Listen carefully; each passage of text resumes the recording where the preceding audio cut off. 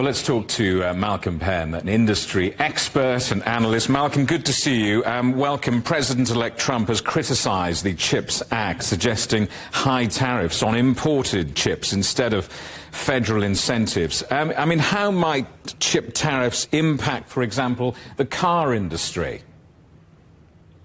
Yeah, well, I think the thing about the CHIPS Act is it was designed to encourage manufacturers to build factories back in the United States.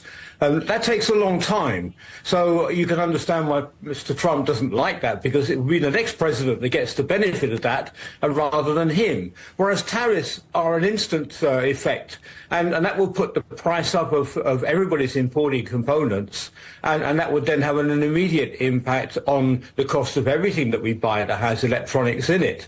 And those take immediate effect because nobody keeps any inventory anymore. So the fact is that you put the tariff on it, would be instantly happen and the prices would rise straight away.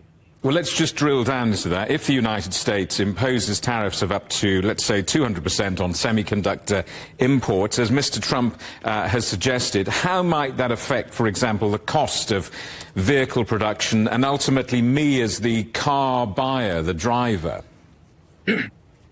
Yes, well, I think that the semiconductor is anything from around 10% to 30–40% of the cost of a car, depending on whether it's a conventional, a gasoline-driven car or an EV car.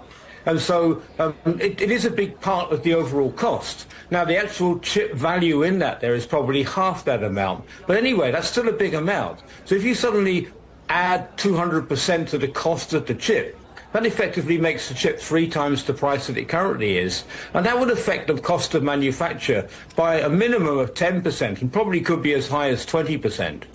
My first Mini probably didn't have any chips at all. Is that the way ahead? No chips in these cars? Make it simple? No, it's quite the opposite. I mean, chips are now computers on wheels. So, I mean, it used to be an engine and a gearbox and everything else. Now it's a chip with 4 wheels and a steering wheel. Malcolm, good to see you, and thank you so much for that. Malcolm Penn, the industry expert and analyst on chips.